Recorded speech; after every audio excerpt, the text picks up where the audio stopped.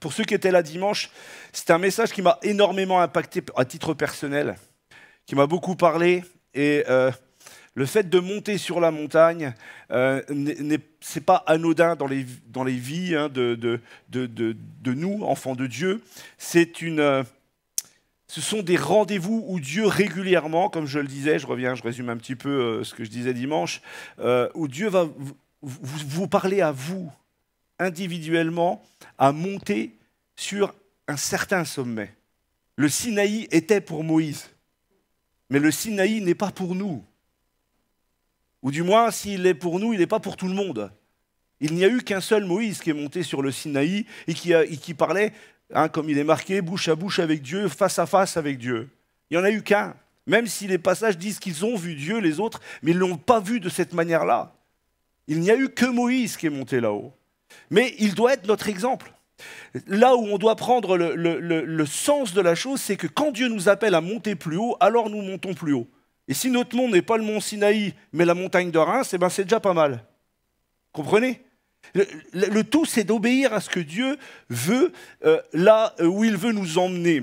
Rappelez-vous, je m'étais appuyé sur Luc 14, 10. « Mais lorsque tu seras invité, va te mettre à la dernière place, afin que quand celui qui t'a invité viendra, il te dise, mon ami, monte plus haut, alors cela te fera honneur devant tous ceux qui seront à table avec toi. » En gros, je vous rappelle, voilà, c'est un repas de noces de l'époque, et comme on pouvait s'asseoir où on voulait, alors on s'asseyait plus ou moins à la hauteur de celui qui se mariait, du marié, de ceux qui étaient en honneur en fait. Mais Dieu est au bout de la table.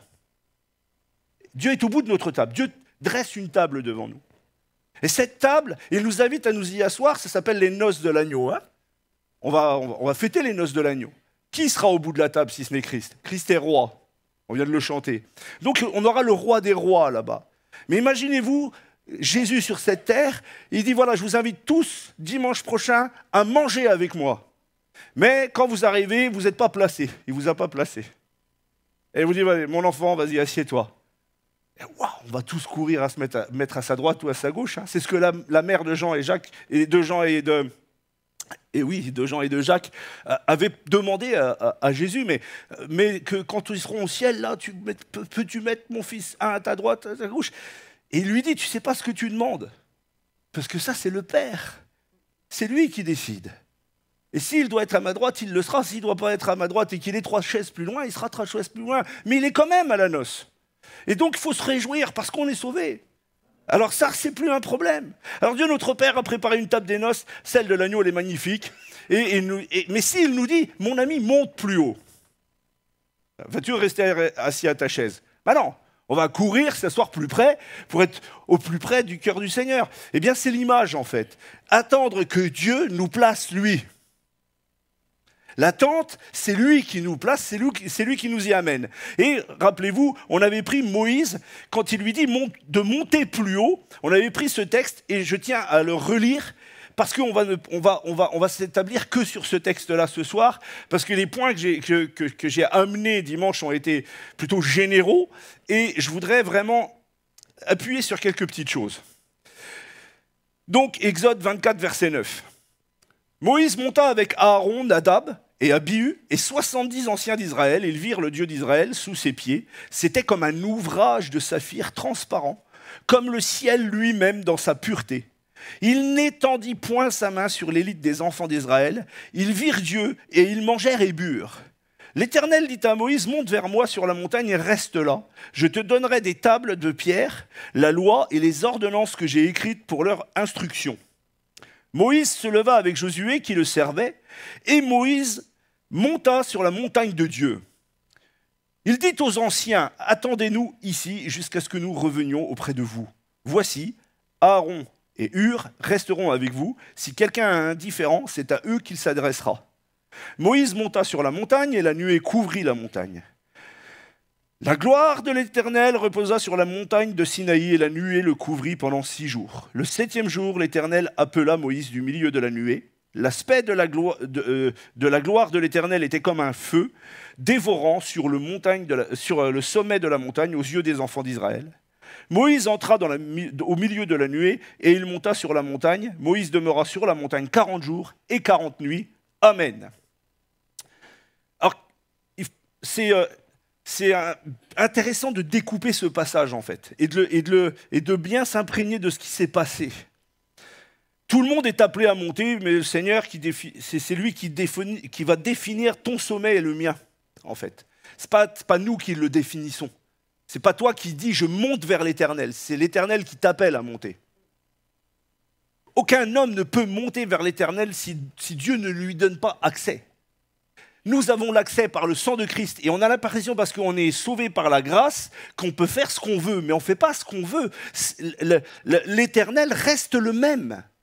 Pour s'approcher de Dieu dans l'adoration, pour s'approcher de Dieu en prière, on ne s'approche pas n'importe comment. Et d'ailleurs, c'est pour ça que vous voyez que certains n'ont pas pu aller plus haut qu'à un certain niveau, et pourtant ils étaient sauvés. Plus Dieu te demande de monter haut, plus Dieu te demandera beaucoup de choses. Moïse ne dira qu'une seule fois va désobéir à Dieu, il ne rentrera pas dans le pays promis. N'importe qui dans le peuple aurait fait la même réflexion, lui il rentrait. Parce que Moïse était éclairé, parce que Moïse était celui qui avait vu Dieu face à face, enfin avec qui il avait discuté. Donc il portait une responsabilité plus grande que ceux du dessous, si on peut dire les choses comme ça.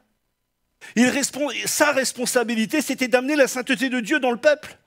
Et donc quand il a frappé la deuxième fois le rocher, qui était Christ, nous dit l'Épître, alors Dieu lui dit, parce que je t'avais dit de parler, tu as frappé, tu ne rentreras pas dans le pays promis. Vous vous rappelez de ça? Ben pourquoi? Parce que lui, il a été jusqu'au mont Sinaï tout en haut. Il a reçu la révélation de Dieu. Et quand il revient, il est appelé, lui, avant toute chose, à être sanctifié. Et il doit porter un message dans une coupe propre d'obéissance. Et c'est pour ça, et là j'ai fait une parenthèse, on va pas rester là-dessus parce que ça demande un autre message, c'est pour ça que Moïse, pour le coup, c'est une des désobéissances, malheureusement. Il n'en a pas eu 50 000, mais c'est celle avec laquelle il a, au bout du compte, il est sauvé, on le sait. Hein. Il est au ciel, Moïse, il n'y a pas de problème. Mais de son vivant, la bénédiction qui lui était accordée de rentrer dans le pays de Canaan, il ne pourra pas la vivre. Parce qu'il a désobéi. Et il y a des fois, malheureusement, frères et sœurs, il faut que je vous le dise, tu as posé une désobéissance, c'est mort. Il y a des bénédictions que tu ne vivras plus jamais. Parce que tu l'as fait en toute connaissance de cause. Moi, je n'ai pas honte de le dire, ça m'est arrivé dans ma vie. Je sais que je suis passé à côté de bénédictions parce que j'ai désobéi à la parole, parce que j'ai sali son nom. Alors Dieu pardonne. Amen. Dieu nous fait grâce. Mais les conséquences de ton péché, tu les vivras. Parce que tu étais éclairé, parce que tu l'as fait en toute conscience, pardon. Et parce qu'on le fait en toute conscience, alors là, il y a problème. Quand on veut justifier notre péché, c'est mort. Dieu va à un moment dire stop, il faut que ça s'arrête. Et donc du coup, tout le monde a ses sommets. Est-ce que Dieu a arrêté d'appeler Moïse à monter? Ben non, puisqu'il ira jusqu'à la frontière d'Israël. Donc il continuera à monter dans les choses. Il ira jusqu'au bout.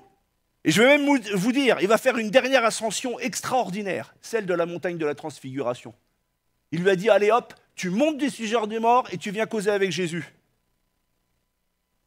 Comment? Et du coup, il est vraiment rentré dans le vrai pays promis, qui est le ciel, bien sûr.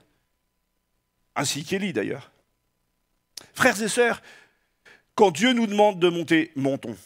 Et puis, donc il est intéressant, ça c'était pour parler un petit peu, pour vous mettre un peu la pêche, ça c'est pour vous encourager.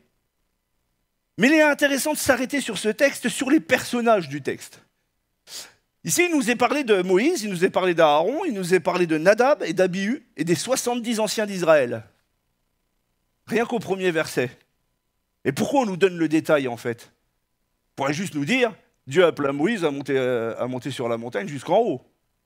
Il n'était pas obligé de passer par tout ça. Il faut y retirer quelque chose. Qui sont ces personnages en fait? Vous savez qui est Aaron? C'est qui pour le peuple de Dieu? C'est le souverain sacrificateur. Et Nadab et Abihu, vous savez qui c'est? Ils ont 2 autres frères encore. C'est les enfants d'Aaron. C'est la famille sacerdotale. C'est ceux à qui Dieu a dit, toi Aaron, tu seras le souverain sacrificateur, et toute ta tribu, là, tu viens de la tribu de Lévi, toute ta tribu, là, les enfants que tu as seront les premiers prêtres avec toi. Sacrée promesse. Quelle gloire de Dieu. Et regardez, Moïse monta avec Aaron, Nadab et Abihu et 70 anciens d'Israël. Moïse n'est pas monté tout seul sur la montagne. Et on ne parle pas de monter au sommet pour l'instant. Il est monté avec tous ces gens-là. Alors qui sont-ils ? On va pas parler des 70 anciens d'Israël, mais Aaron et ses fils sont appelés au sacerdoce, comme je viens de le dire, d'accord ? Ils sont choisis pour un service devant le tabernacle de Dieu, et là c'est la préparation des choses. Ils montent parce qu'ils sont restés fidèles. Tout le monde voit le veau d'or comme étant le problème d'Aaron. Mais Aaron, il est resté fidèle. Aaron était triste de le faire. C'est la pression du peuple qui lui a fait faire. Mais lui, dans son cœur, il n'était pas idolâtre. Il a juste été faible. Il n'a pas été idolâtre. Il s'est plié au peuple. Imaginez toute cette salle remplie qui me disent « José, tu descends, sinon je te caillasse !» c'est pas facile de résister pour Jésus. Qui sait si je résisterai ou si je résisterai pas? Et n'importe qui d'entre vous, je vous mets au défi de résister à une persécution. Mais ça, il n'y a que la force de Dieu qui peut nous faire aller plus loin. Mais il ne faut pas le condamner, Aaron. Aaron n'est pas condamné, puisque Dieu, juste derrière, va dire « ce sera toi le prêtre ». Et puis tes fils seront aussi avec toi. Donc ils avaient une super promesse. Il y avait l'homme de vision qui était Moïse, le porteur de la vision, celui qui était en face à face avec Dieu, et vous aviez à côté le serviteur de Dieu, Aaron, avec toute sa famille. C'était une équipe. C'était super. Et les 70 anciens d'Israël étaient dans le même cœur. C'est tous ceux qui n'avaient pas plié dans leur cœur dans l'idolâtrie du veau d'or. Donc du coup, quand il a fallu monter sur la montagne, il prend qui ? Les gens fidèles qui sont avec lui. Je tiens à m'arrêter 2 secondes. Dans une église, beaucoup de monde viennent voir les pasteurs pour prêcher, pour ceci, pour cela. Mais vous étonnez pas que ce soit ceux qui bossent avec lui qui il a confiance. C'est juste normal. Parce qu'il voit, de la même manière que l'église voit les fruits du pasteur, lui, le pasteur, il voit aussi les fruits dans le cœur des personnes, dans ceux qui s'investissent pour Dieu. Si tu ne t'investis pas pour le royaume de Dieu, qu'est-ce que tu veux que Dieu te donne des responsabilités? Il ne te donnera jamais rien. Mais ce serait même pas normal, parce qu'il te considère encore comme un enfant. Les enfants ne vont pas au travail, ils vont à l'école. D'accord? Aaron est le sacrificateur, il est oint d'huile, voilà, c'est une personne, je pense, vraiment respectable. Et donc, ce qui ne nous est pas dit dans ce texte, c'est qu'il a 4 enfants. Il a Nadab, Abihu, Éléazar et Ithamar. Ils sont tous les 4 appelés au service de Dieu avec lui. Écoutez, si vous voulez vraiment un petit peu caler ce que je suis en train de prêcher, parce que je ne peux pas prendre tous les passages, lisez Lévitique de 10 à 21 et lisez un peu Nombre, et puis tous les passages dans Exode, là, reprenez la vie de Moïse. Parce que sinon, on ne peut pas avancer. Moi, je prêche sur un thème, mais je ne peux pas lire toute la Bible. C'est aussi à vous de vous imprégner des histoires de la Bible. Donc, ils ont tous été consacrés selon le commandement de l'Éternel. Tous les 4, d'accord? On est d'accord là-dessus? C'est simple, c'est marqué dans Lévitique, peut-être, je crois que ça doit être 10, ou je ne sais plus, enfin bref. Tous ne seront donc malheureusement pas fidèles. Certains auront un vrai problème. Pourtant, ils étaient sur la montagne. Et là encore, je m'arrête. C'est pas parce que tu as été sur la montagne un temps que tu finiras la course glorieusement. Dieu dit, l'apôtre Paul dit, tout le monde dit, fais gaffe à ta course. Considère la fin. Considère la fin. Ne lâche pas. Ce serait quand même dommage d'avoir commencé un marathon et finir au 40e kilomètre. Alors qu'il ne reste quasiment plus rien à faire. Vous n'êtes pas d'accord? Ne vous arrêtez pas, lâchez pas la main de Dieu. Et quand vous êtes fatigué, arrêtez-vous. Il y a des points où il y a des sources de fraîcheur pour continuer le marathon avec lui. Il y a de quoi faire. Vous avez besoin de temps avec Dieu, Dieu vous rafraîchit. Encore faut-il le prendre. Tous ne verront pas malheureusement. Alors, Nadab et Abihu sont vus dans deux scènes différentes. Deux fois, on parle de ces deux enfants aînés. C'est les enfants aînés, hein, Nadab et Abihu, de Aaron. Ils étaient montés et ils étaient là. Ils virent Dieu, regardez, dans 24-10, là, dans ce passage, 24 verset 10, il est marqué, ils virent le Dieu d'Israël sous ses pieds. C'était comme un ouvrage de saphir transparent, comme le ciel lui-même dans sa pureté. C'est-à-dire qu'ils virent la présence de Dieu. Voilà, ils sentirent, ils virent la présence de Dieu. Ce n'est pas la même chose que de parler avec Dieu face à face. Ils ont vu la gloire de Dieu. Cette vision de cet ouvrage de saphir transparent du sol comme du cristal, c'est la même vision que celle que Jean a eue du ciel. Sur la montagne. Dieu leur a donné quelque chose d'extraordinaire.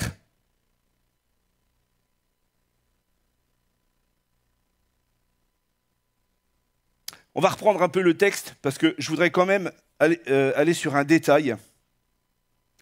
On va le relire. Ils virent le Dieu d'Israël sous ses pieds, c'était comme un ouvrage de saphir transparent, comme le ciel lui-même dans sa pureté. Et juste après, au verset 11, il n'étendit point sa main sur l'élite des enfants d'Israël. Ils virent Dieu et ils mangèrent et burent. Pourquoi il est marqué que Dieu n'étendit point sa main sur l'élite des enfants d'Israël? Mais parce qu'il est impossible de s'approcher de Dieu parce que l'homme est pécheur. Dieu, là, fait déjà une grâce et montre qu'en lui, la grâce y habite. Parce que normalement, ils doivent mourir, là. On ne voit pas l'Éternel comme on veut s'il n'y a pas le sang de Christ comme filtre. Nous ne pouvons nous approcher de Dieu que parce que Jésus a payé. Vous comprenez? Et là, s'il n'y a pas cette grâce de Christ qui est déjà là, c'est une préfiguration des choses. Quand vous lisez l'Ancien Testament, ayez une lecture christocentrique. Cherchez quel est le parallèle avec le Seigneur, pour ne pas vous emmener dans des espèces de doctrines fumeuses. Il faut toujours revenir au roi des rois, qui est le Seigneur Jésus. Quand ils sont là, Dieu n'a pas appesanti sa main pour les faire mourir parce qu'ils avaient vu la gloire de Dieu. Non, bien au contraire, ils mangeaient et burent. Encore une fois, on retrouve l'idée d'être dans la noce de l'agneau, non? Encore une fois, on retrouve l'idée que Dieu nous veut à sa table. Sauf que tu ne peux pas être à sa table et je ne peux pas être à sa table avec de la souillure. Ce n'est pas possible. Dieu ne le tolère pas. Et comme Dieu ne le tolère pas, eh bien, il y a des choses qui sont claires à ceux qui ont été éclairés. Elles sont, ces choses-là sont normalement déjà des principes et des convictions qui ne doivent plus bouger. Malheureusement, c'est encore une fois, c'est pas parce que vous avez vu, comme moi, des fois des choses extraordinaires avec Dieu, que des fois, on ne dérape pas. Et malheureusement, Nadab et Abihu vont avoir un gros problème.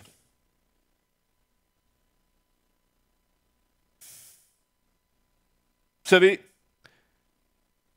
quand on a des grandes faveurs, vous aimez les moments d'adoration où vous êtes remplis du Saint-Esprit le dimanche matin? Est-ce que vous vous rendez compte que c'est une faveur de Dieu? Je ne sais pas si on se rend compte un peu. Dieu n'est pas obligé d'envoyer des émotions pour que vous puissiez vous accrocher à lui. Dieu a déjà payé sur la croix en la personne de son Fils. Il n'a pas besoin. Normalement, il ne devrait même pas avoir à faire des miracles. Heureux celui qui a cru sans voir. Normalement, c'est ça la foi. La foi, ce n'est pas des moments d'émotion. La foi, ce n'est pas des moments où je suis bien. La foi, ce n'est pas des moments où je suis là. Oui, super. Ben ouais, mais ça, c'est que de la grâce de Dieu, encore une fois. La foi, c'est de croire en lui. C'est de croire en lui sans aucune contrepartie. Et ça, je comprends qu'un enfant qui est dans le départ de sa vie spirituelle, évidemment que Dieu va le traiter comme un enfant. Mais la personne qui est mature, on a Moïse comme exemple, c'est fini, il n'y a plus de biberon. Et quand il nous donne encore du biberon, c'est parce que Dieu dit, bon, allez, t'en as encore besoin, allez, je te remets la tétine dans la bouche. Mais je peux vous assurer que Dieu est triste quand il est obligé de le faire. Parce qu'il s'attend à ce qu'on grandisse. Il s'attend à ce qu'on aille plus loin. C'est pas logique, c'est pas normal. Et moi, j'ai honte des fois. Moi, j'ai honte parce que je me dis, mais mince, ces hommes-là, il est marqué qu'ils étaient de la même nature que nous. Donc, on doit être capable d'avoir la même ferveur pour Dieu, le même cœur pour Dieu. Comment se fait-il qu'une pauvre épreuve m'arrête? Ça m'arrête. C'est un pauvre truc. On nous enlève un peu de thunes, on est un peu dans la panique, il nous manque un peu d'argent, ça y est. Pasteur, faut prier, faut faire des jeûnes. Bah oui, c'est vrai, faut le faire. Faut le faire. Mais malheureusement, c'est dommage que c'est dans ces situations-là qu'on est très fervent. Alors que Dieu s'attend à ce qu'on soit fervent tout le temps. Vous savez, désormais, leur cœur à eux, là, quand ils sont à ce niveau de la montagne, ils sont sans crainte. Ils sont dans la présence de Dieu. Plus grande est notre proximité avec le Seigneur, plus grande est notre responsabilité. C'est pour ça que ça fait toujours mal au cœur quand vous voyez des hommes de Dieu qui tombent.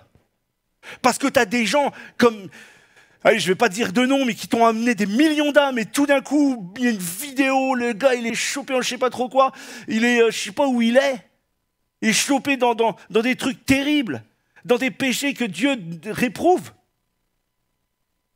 Eh bien voilà quoi, c'est dommage.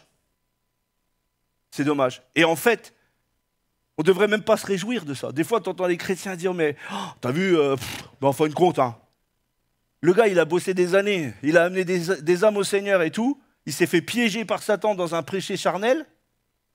N'importe lequel, hein, j'ai dit n'importe lequel, c'est pas dans un mensonge, dans une escroquerie financière, n'importe quoi. Et nous, tout ce qu'on sait faire, c'est lui tirer dessus. Au lieu de prier et dire au Seigneur, fais-lui grâce. Comme le roi David, donne-lui un temps de repentance afin qu'il revienne dans la foi. Mais non, on se réjouit, on se délecte de ce genre de choses. C'est pas normal. Ça, c'est pas une réaction de frère, ni de sœur. On va pas évidemment faire de la pub pour son péché, mais pour autant, est-ce qu'on est obligé de le tuer? Dieu le fait pas. Vous savez, on peut des fois cesser de contempler Dieu par nos actes. On ne voit plus la lumière de Christ. Plus on entache, plus on est éclairé, et plus on cache la lumière de Dieu par notre péché, volontairement, moins on le contemple. C'est terminé. Tu as eu des moments de hauteur, tu as eu des moments comme eux où le ciel était transparent, et pourtant, on n'est pas encore au sommet Sinaï comme Moïse. Et déjà là, il y a des choses merveilleuses. On est responsable de ce qu'on fait. Et ça, il ne faut jamais l'oublier. Soyons dans l'amour de Dieu, mais dans une profonde crainte de l'Éternel. Ces deux fils aînés d'Aaron avaient reçu, comme les deux autres fils, des consignes précises à respecter avant leur investiture de sacrificateur. On peut le voir dans Lévitique 8:33. « Vous ne sortirez pas de l'entrée de la tente d'assignation pendant 7 jours. » Jusqu'au jour de l'accomplissement des jours de votre consécration. Le chiffre 7 est le chiffre, alors on dit c'est le chiffre de la sainteté parfaite de Dieu, ce qui est vrai, mais ça revêt aussi l'idée d'une entité entière. C'est-à-dire que là, les 7 jours qu'il lui demande, qu'il demande à ces gens-là, représentent un peu notre vie tout entière. Hein? Rappelez-vous, Dieu a fait la terre en 6 jours, et le 7e il se reposa. Donc, c'est une boucle finie. Votre vie va de la naissance charnelle à la mort charnelle, d'accord? Donc ça représente notre vie. Et il dit, pendant toute votre vie, quelque part, il est en train de leur dire, là, c'est représenté, c'est symbolique, mais pendant toute votre vie, ce qui doit régner dans votre vie, c'est les lois de Christ. C'est la loi du Seigneur, pas une autre. Puisque je vous ai sauvé, c'est la loi de Christ. Jusqu'au jour de l'accomplissement des jours de votre consécration. Le jour de l'accomplissement de la consécration, ce n'est pas le jour du salut, c'est le jour du retour du Seigneur. C'est le jour où Dieu va t'enlever, où Dieu va t'emmener avec lui. Ou par la mort physique, puisqu'on doit tous mourir un jour. Je suis un grand prophète, je viens de vous annoncer un truc incroyable. Mais, ou par le retour du Seigneur. Mais on retrouvera notre Dieu, et à ce moment-là, notre consécration sera totale. mais on n'aura plus à forcer puisqu'on sera transformé à sa gloire. Ils devaient agir ainsi jour et nuit, était-il remarqué, et garder ce que l'Éternel leur avait donné à garder. Jour et nuit, qu'est-ce que nous avons à garder? Rappelez-moi, est-ce qu'on n'est pas aujourd'hui, est-ce qu'il n'est pas dit de nous que nous sommes tous des sacrificateurs de l'Éternel dans la parole de Dieu, dans le Nouveau Testament? Les principes de la loi mosaïque, la loi de Moïse qui a été posée, pas les 10 commandements, parce que ça c'est éternel, hein, mais la loi, c'est-à-dire le développement du temple, les sacrifices, etc., tout ça a été accompli par Jésus. Alors qu'est-ce qu'il nous reste à faire? Eh bien, il nous reste à faire de nous consacrer totalement. Et se consacrer totalement, c'est plus de faire des sacrifices d'animaux, c'est plus je sais pas moi, le Pourim, c'est plus les fêtes, c'est plus le pain sans levain, c'est plus tout ça. Maintenant, c'est que tu circoncises et que je circoncise mon cœur. Et ça, c'est important. Ça, c'est la vraie consécration. Est-ce que tous les jours, je suis encore de ceux, enfin, on est encore de ceux où on se place devant le trône de Dieu et on se dit, bah, il faut encore couper, quoi, en fait. Il faut encore couper, là. Là, il faut encore couper, il y a encore un truc qui ne va pas, quoi. Mais pas en le déclarant aux autres, en étant seul devant le Seigneur. Nous sommes tous sacrificateurs de l'Éternel. Alors tu prends ton cœur et tu circoncises ce qui doit être circoncis. T'inquiète pas, il a le sécateur, lui, il va se voir couper. Ça ne va pas te faire mal. Ça va te faire du bien. Et ça va me faire du bien aussi à moi. Il y a une désobéissance flagrante au commandement de l'Éternel de leur part. Voyez-vous, il semble que Nadab et Abihu sont sortis pour chercher un feu étranger. Alors, ça, ils ne sont plus sur la montagne. Ils sont redescendus. Et à un moment donné, dans le Lévitique 9, chapitre 9, chapitre 10, si vous lisez, vous allez voir que Nadab, Abihu, Aaron va arriver et va présenter pour la première fois pour le peuple d'Israël un sacrifice, un holocauste d'action de grâce. Il est même marqué qu'ils s'agitent à droite à gauche avec la viande, qu'ils louent Dieu, ils chantent, ils éclatent de joie. Et la gloire de Dieu vient sur eux. Et Dieu oint cette famille de l'onction pour le service sacerdotal, pour le service on va dire les mots, de prêtre d'Israël. Waouh! C'est glorieux! Le peuple chante, tout le monde est dans la joie, c'est la fête. Sauf que Dieu avait prévenu, les avait formés, leur avait dit, je ferai descendre le feu, et le feu qui consumera l'action de grâce, ce sera le feu que vous prendrez pour le peuple d'Israël, pour les autres sacrifices, pour les sacrifices que vous allez faire pour le peuple. Eh bien, ces serviteurs de Dieu-là, qu'est-ce qu'ils ont fait? Ils ont été chercher autre chose. Ils ont été chercher un feu à l'extérieur, un feu qui, bien sûr, était naturel, qui peut-être était très bon, qui sent peut-être même une odeur de fumée d'un arbre aromatique. Ça devait sentir peut-être bon, mais ce n'était pas le feu qui était sur la table d'airain et qui devait, celui qui vient de l'Éternel, et qui devait être utilisé pour le pardon des péchés du peuple. Et donc, ils ont été chercher un feu étranger pour le pardon des péchés du peuple. Frères et sœurs, rien d'autre que le sang du Seigneur. Rien ne peut vous sauver, rien. Entendez-moi. Et quand tu pêches, ne te pose pas la question, est-ce qu'il y aurait un autre moyen? Il n'y a pas d'autre moyen. Le feu du Seigneur aujourd'hui, ce feu, c'est l'image du sang de Christ. Et si tu cherches autre chose, eh bien tu ne seras pas pardonné. Il n'y a qu'un seul sacrifice. Il n'y en a qu'un. Et ça, c'est une consécration complète. L'autel d'airain où l'holocauste se consumait lentement devant lui jour et nuit. Dieu avait fait un miracle, c'est qu'il avait déposé là un feu qui ne s'éteignait point. Et des fois, il faut lire la Bible comme un enfant et se dire, mais purée, ils étaient habitués à voir ce feu-là. Est-ce que tu t'es habitué à la Sainte Seine? Est-ce que tu t'es habitué au culte des dimanches matins? Est-ce que c'est une habitude de venir? Si c'est une habitude, attention, il y a danger. Il faut que ce soit un feu renouvelé par le Seigneur. Le feu, ce n'est pas toi qui vas le créer, c'est lui qui le dépose dans ton cœur. Mais viens avec joie, viens avec intégrité, t'as péché, dis-le au Seigneur. Et rougis pas. Enfin, si, rougis, mais je veux dire, ose lui dire. Ose déclarer que t'es misérable et que dans ce point-là, je n'y arrive pas.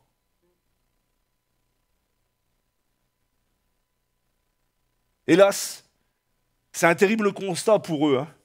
Parce que eux, le problème, c'est qu'en allant chercher le feu, Nadab et Abihu, vous savez ce qui va se passer? Ils vont mourir à l'instant même. Au moment où ils vont commencer à présenter l'offrande pour le peuple, Dieu permet qu'ils meurent. Terminé. Aaron est présent, Moïse est présent, fini la fête. C'est sur le même moment, hein.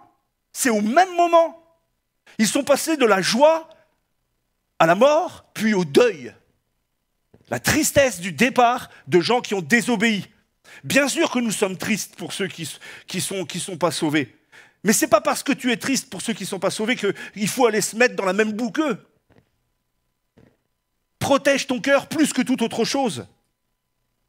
Si tu prends les codes de ce monde, si tu prends le code du mensonge, de l'escroquerie, si tu prends le code de l'impudicité, de l'adultère, de je ne sais pas trop quoi encore, mais c'est sûr que Dieu n'est pas d'accord avec ça. Nous ne sommes pas en train de prêcher la grâce pour donner un blanc-seing pour que les enfants de Dieu puissent pécher. Loin de là, dit l'apôtre Paul. Il nous dit, si Jésus a payé le prix pour toi, c'est pas pour que tu fasses ce que tu veux. Il a trop payé cher pour que tu sois sauvé et que tu ailles au ciel. Rappelle-toi ses souffrances. Remue-les souvent dans ton cœur. Et alors quand je dis, pardon de m'expliquer, écoutez, quand je vous dis vous, dites-vous que je suis en train de me dire moi aussi. Hein? Parce que souvent, on pense que les serviteurs de Dieu sont au-dessus. Non, je ne suis pas au-dessus. Moi, je me mets dans la même barque. Il faut faire attention avec notre âme parce que tu n'en as qu'une. C'est la mienne. Et même si ma femme m'aime énormément, elle ne me sauvera jamais. Jésus, lui, me sauve. Même si mes enfants m'aiment énormément, ils ne me sauveront jamais. Et si donc je fais, pardon, mais je vais être un peu brut, si donc je fais des bêtises, c'est pas très brut, hein. J'ai failli dire un autre mot.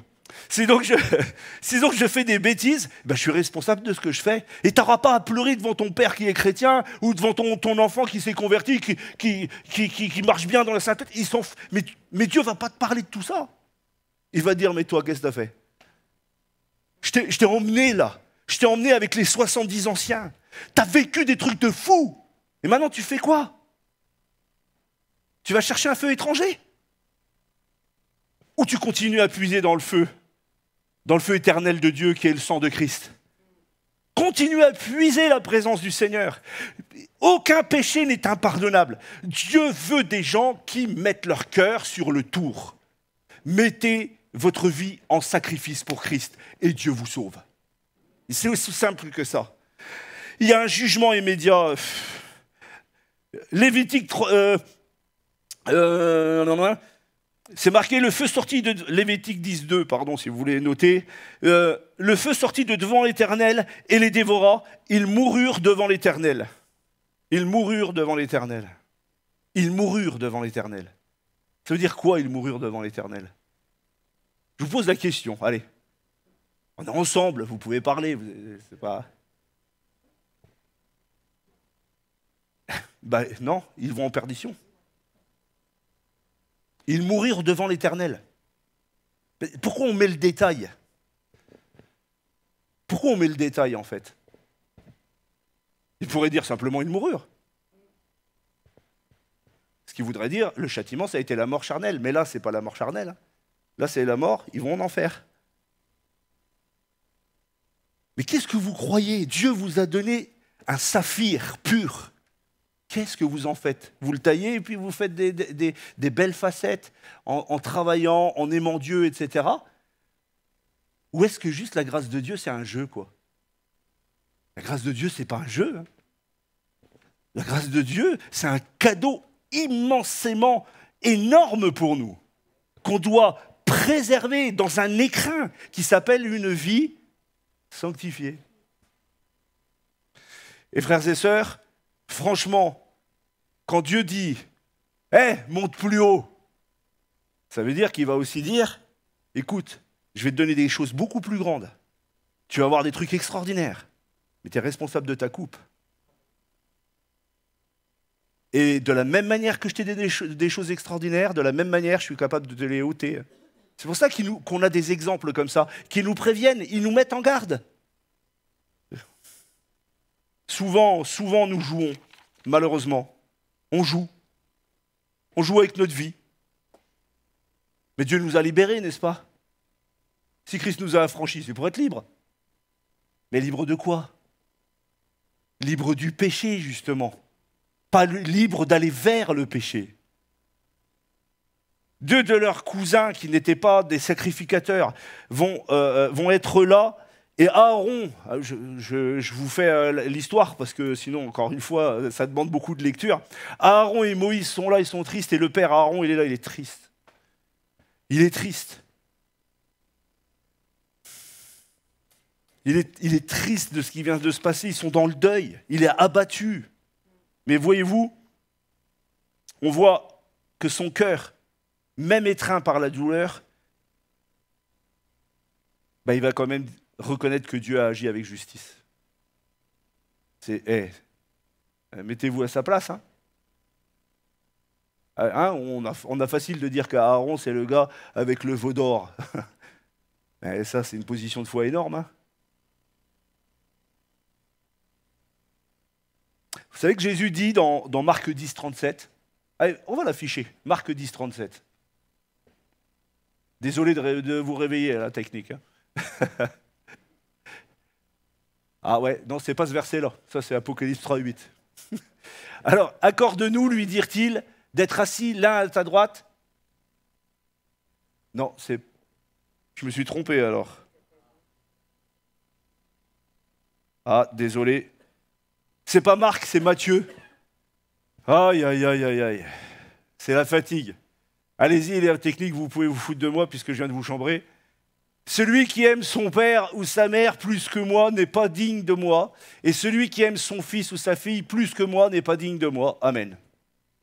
Alors Aaron, il est complètement dans la définition de ce que ce verset dit. On doit aimer nos enfants jusqu'au salut et on doit donner au maximum pour nos enfants.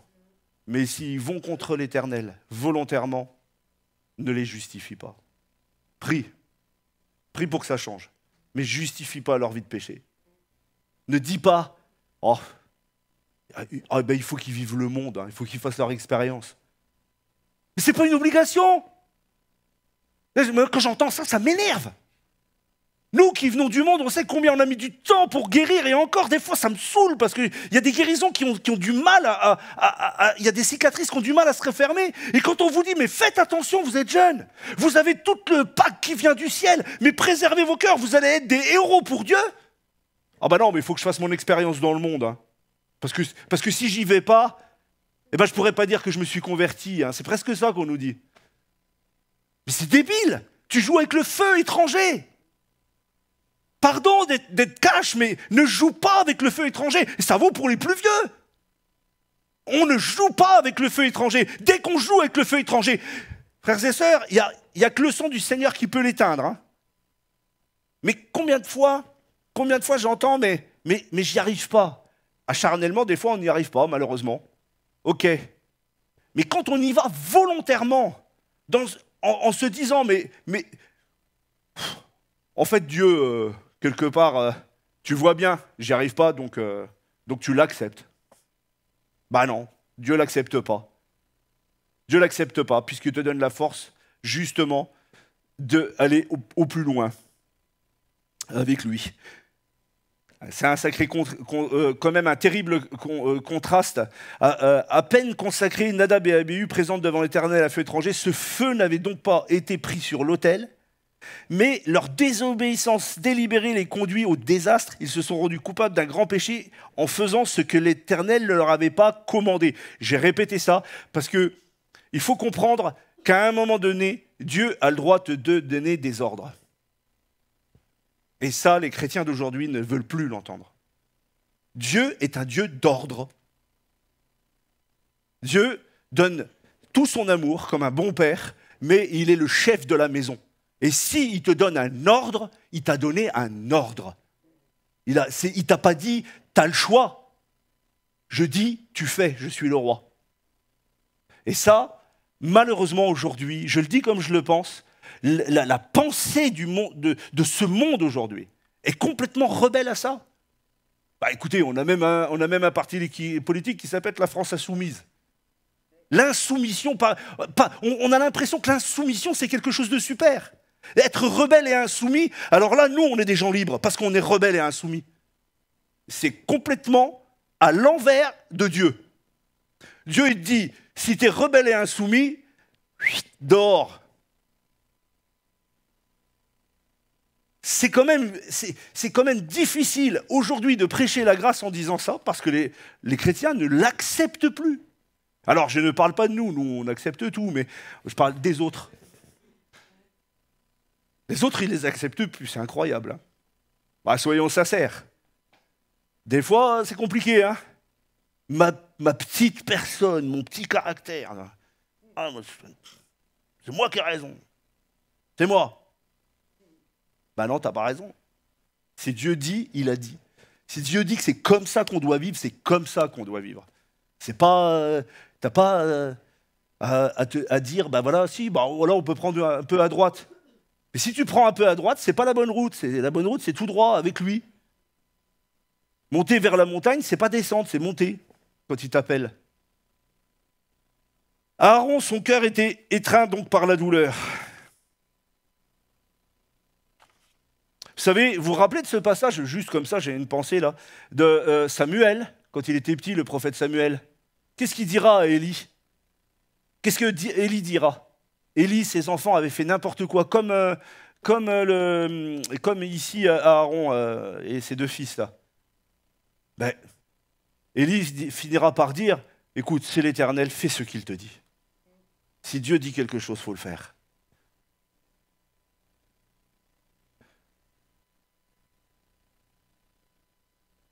Il va dire ceci à Aaron de ses enfants décédés. Voici, ils ont présenté aujourd'hui leur sacrifice pour le péché et leur holocauste devant l'Éternel, et ces choses me sont arrivées. Il déclare devant Dieu sa tristesse, son poids.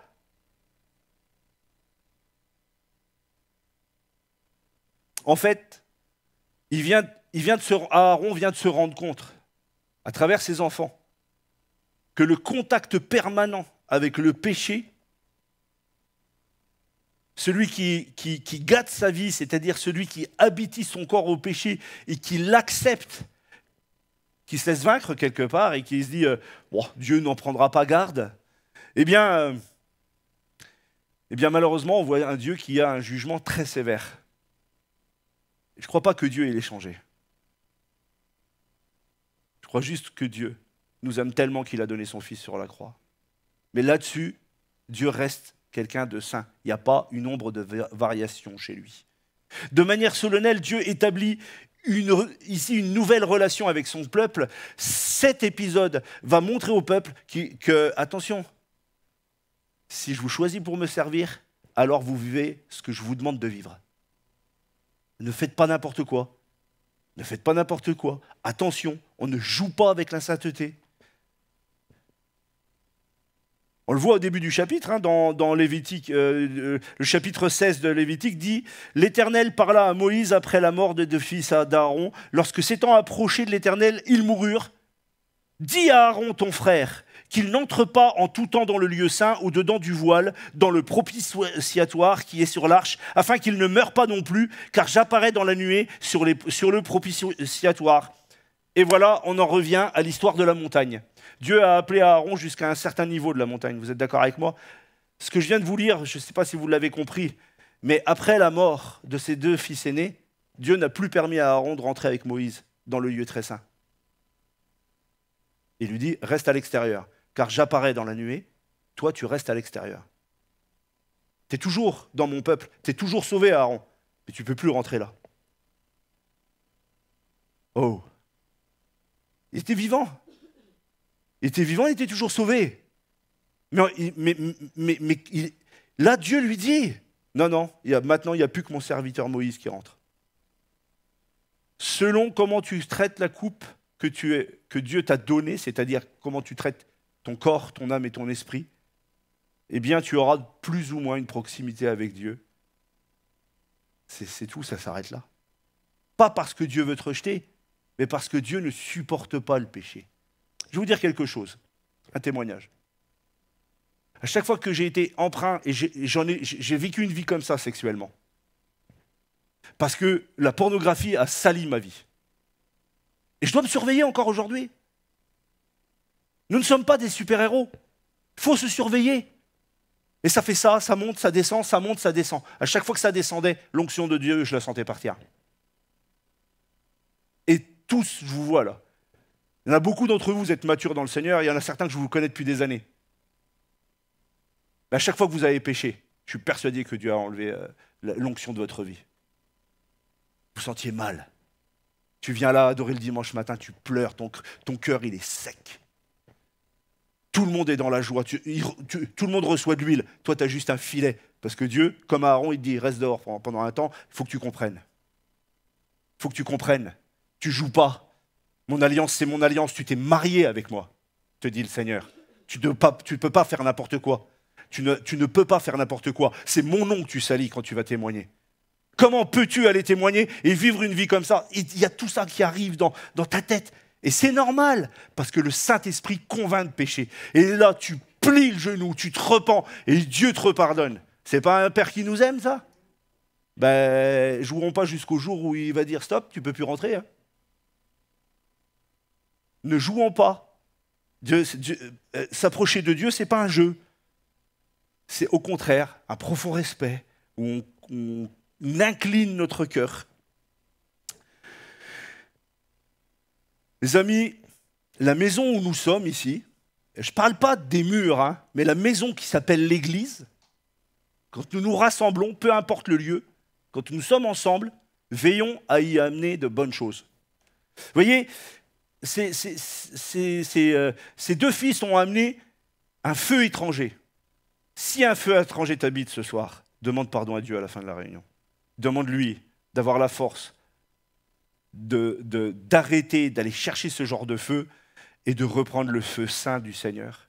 Demande-lui par le sang du Seigneur, avec le sang du Seigneur, tout est possible. Christ a payé, il purifie de tout péché.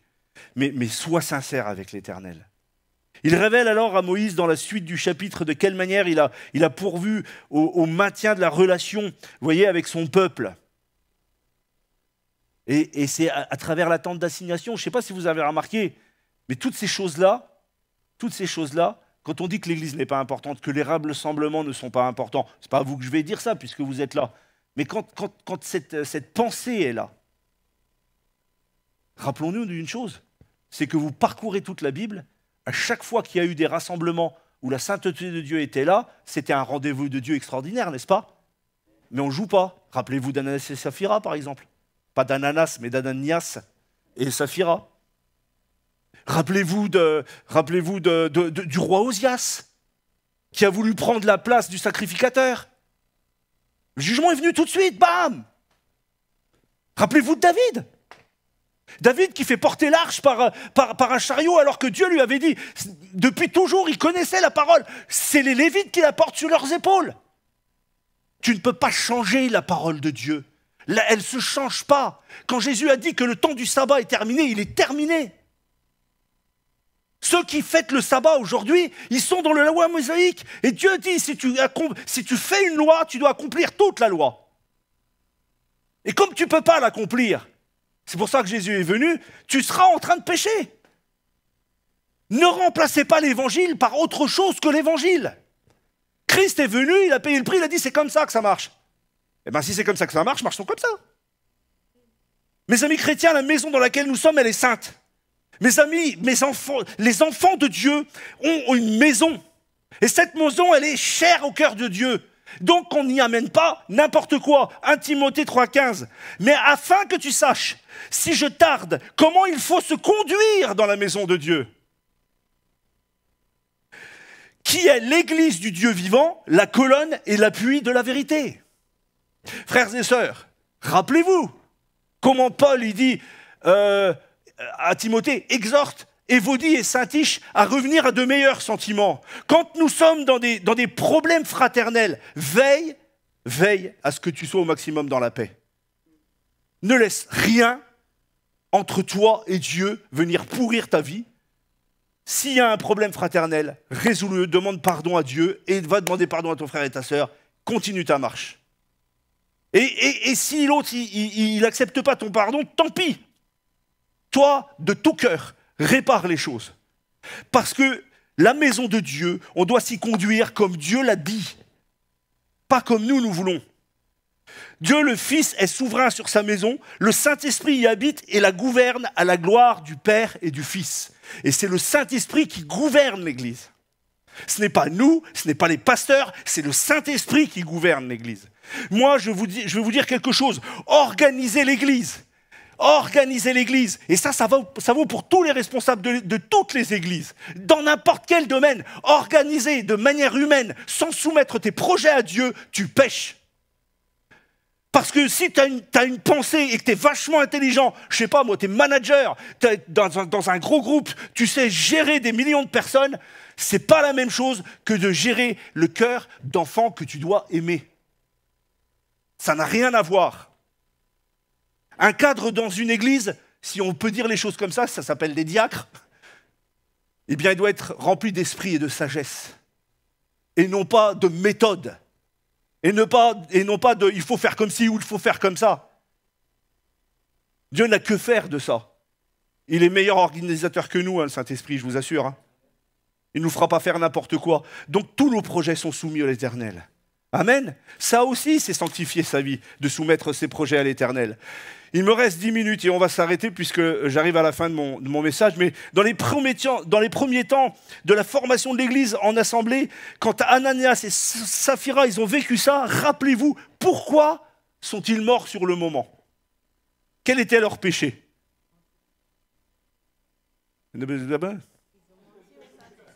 Ils ont menti au Saint-Esprit, le mensonge. Vous savez ce que c'est que le mensonge au Saint-Esprit? C'est arriver tout un dimanche matin, avoir un péché et ne pas le confesser, par exemple. Je ne vais pas dire en hurlant dans la salle, hein, mais à l'Éternel. Ça, c'est mentir à Dieu. Qu'est-ce qu'ils ont fait, Adam et Ève, quand ils ont péché? Ils ont été se cacher. Dieu est arrivé. « Oh, Adam, t'es où ?» Comme si Dieu ne savait pas où il était. C'était pour voir s'il allait obéir, s'il allait revenir vers lui. Mais vous croyez réellement qu'on peut cacher quoi que ce soit à Dieu? Mais Dieu veut qu'on confesse les choses. Parce que ça prouve le cœur de la personne. Dieu n'est pas contre le fait de nous relever à chaque fois, ni de nous pardonner. Ce qui nous empêche Dieu de nous pardonner, eh bien, c'est notre orgueil. On ment à Dieu en ne confessant pas quand on pêche. On pêche, eh bien, on demande pardon. Eh bien, on pose notre péché et on dit, Seigneur, encore une fois, je suis tombé. Encore une fois, je suis un misérable, j'y arrive pas. Et Dieu vient et Dieu t'aide. Et Dieu te donne la solution. Même si ça met 20 ans à se régler, c'est pas grave, change pas de cœur. Change pas de cœur. Parce que le contraire t'éloigne de Dieu. Alors que ce cœur-là te rapprochera toujours de l'Éternel.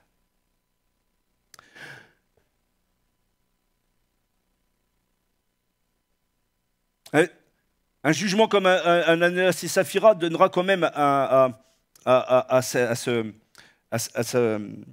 cet épisode une certaine crainte de l'Éternel pour l'Église. Et en fait, on a l'impression que les saisons, les temps changent pour l'Église. Par exemple, le temps du sacerdoce du tabernacle, et là, Ananias et Saphira, c'est l'établissement de l'Église. Le même problème se retrouve. Frères et sœurs, je ne veux pas vous choquer, mais Dieu confie des fois de grandes choses à l'homme. Mais il faut quand même, en lisant la Bible, être clair avec ça. Souvent, il fout tout en l'air. Souvent, on n'est pas si bien que ça devant Dieu, en fait. On n'est pas si grand qu'on ne le pense. On n'est pas si obéissant qu'on ne le pense. Vous savez, quand on prêche sur des passages comme ça, par exemple pour monter sur la montagne, on se voit tous comme Moïse. Personne ne se voit comme Nadab et Abihu. Personne ne se voit comme Ananias et Saphira. Pourtant, combien de fois t'as menti et moi j'ai menti? T'es mort sur le moment, non? Pas mort sur le moment. Parce que Dieu fait grâce. Mais là, l'Église devait comprendre qu'on ne joue pas avec le Saint-Esprit. C'était le début. Mais nous, des fois, on se permet de jouer. Et des fois, on joue vraiment à la roulette russe.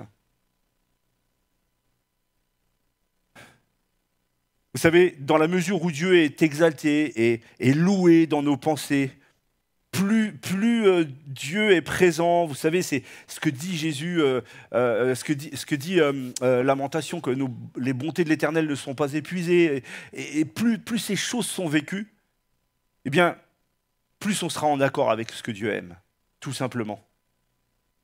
Moins ces choses sont vécues, plus on s'expose à aller chercher un feu étranger. Il n'y a pas de solution autre que d'être proche du cœur de Christ. Vous savez, il y a toujours ce côté de se dire, mais on va mettre des pensées comme ça meilleures dans le cœur, etc. Et on a des élans comme ça, où, allez, à partir de demain, je mets une vie de prière vraiment claque. Voilà, parce que j'ai vécu un bon moment de repentance et tout. Et on se rend compte qu'au bout de 3 semaines, ça se dégonfle. Pourquoi ?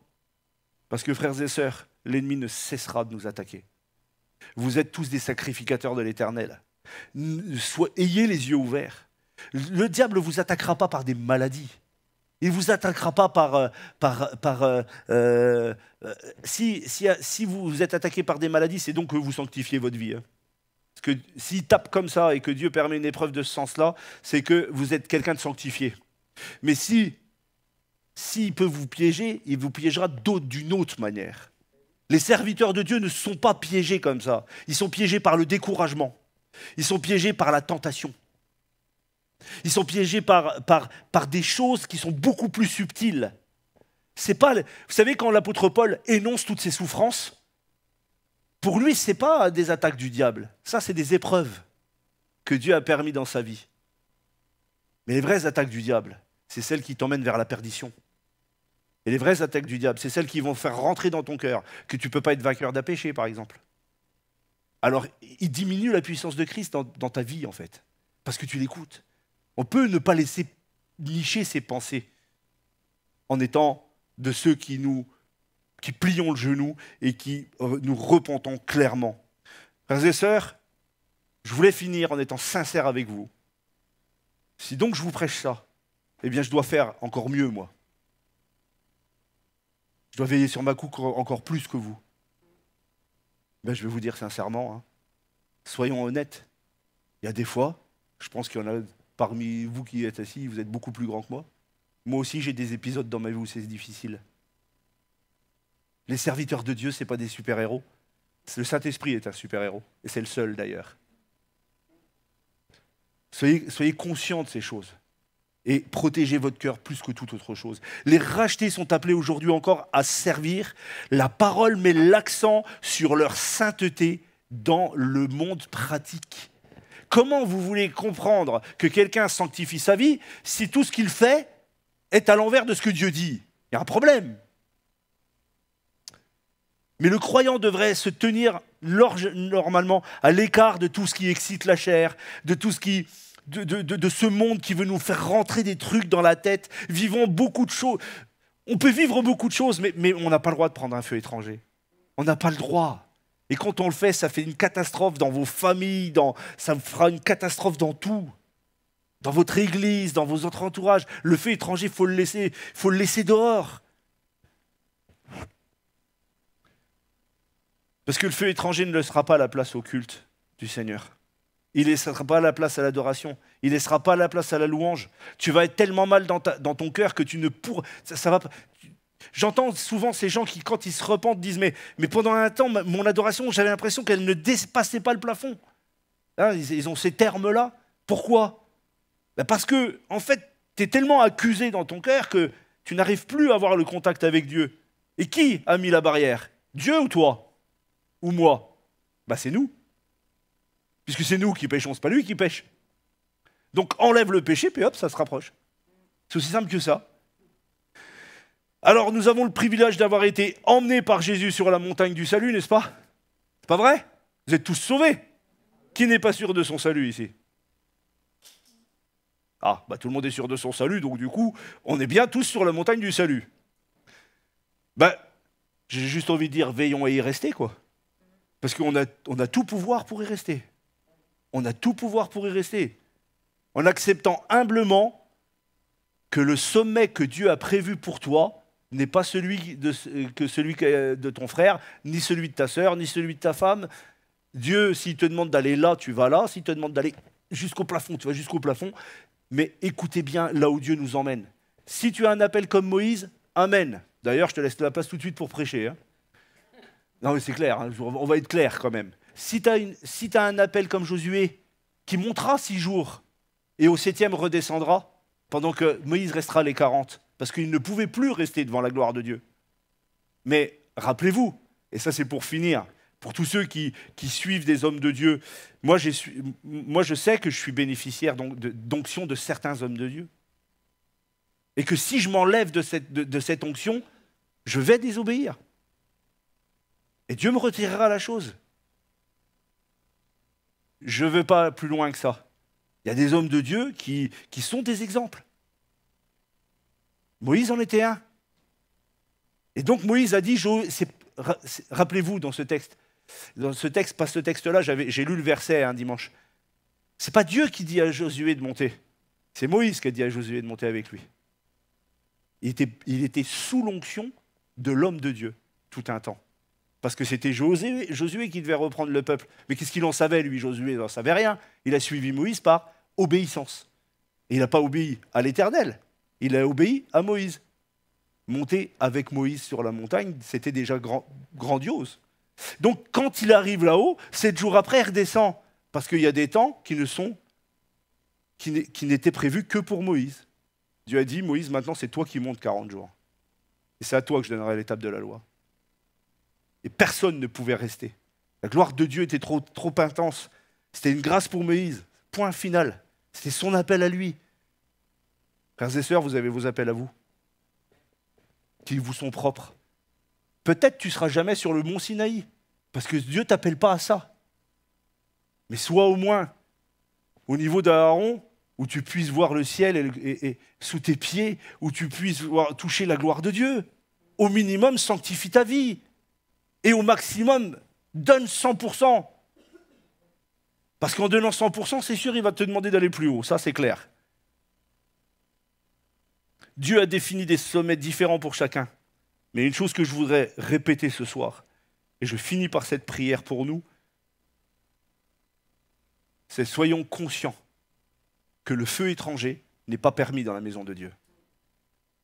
Et que si on en amène et qu'on est encore dans la grâce de Dieu, c'est encore une grâce que Dieu nous fait. Parce qu'il pourrait très bien user de la même façon de faire qu'il a fait avec Ananias et Saphira et tous ceux que je vous ai cités. Est-ce qu'on pourrait simplement prier courtement et puis partons sur l'idée que Dieu nous aime, et bien parce que Dieu nous aime, soyons respectueux de cet amour. Seigneur, merci parce que nous sommes... moi le premier, nous sommes tous tributaires de ta grâce. Nous sommes tous aussi impactés par le fait que tu nous aies fait monter des fois dans des moments de spirituels qui ont été des moments hyper forts, et je sais qu'il y a encore d'autres rendez-vous. Mais Seigneur, garde-moi. Garde-moi quand je suis dans cette plaine, quand je marche. Garde-moi, Seigneur. Garde-moi de ne pas avoir la tentation d'aller chercher des feux étrangers, de les faire rentrer en moi-même, afin, Seigneur, que le feu de l'Esprit continue à brûler. Seigneur, brûle tout péché en nous. Par ton esprit, Seigneur, viens agir maintenant et que le sang du Seigneur vienne purifier tout péché. Pardon, Seigneur. Pardon pour les fois où je me laisse aller à la tentation et je consomme le péché. Aide-moi, Seigneur. Sors-moi de la boue. Sors-moi, Seigneur, même si c'est une toute petite flaque de boue, je veux, Seigneur, refléter la lumière de Christ et qu'il n'y ait aucune tache sur ma robe. Seigneur, donne-moi là cette grâce, fais-moi cette grâce, fais-moi aller plus loin. Et puis pour ce qui concerne les sommets, emmène-moi là où tu veux et que chacun puisse être béni de sommets merveilleux pour leur vie. des temps avec toi, Seigneur. Merci, mon Dieu. Amen. Amen. Soyez bénis.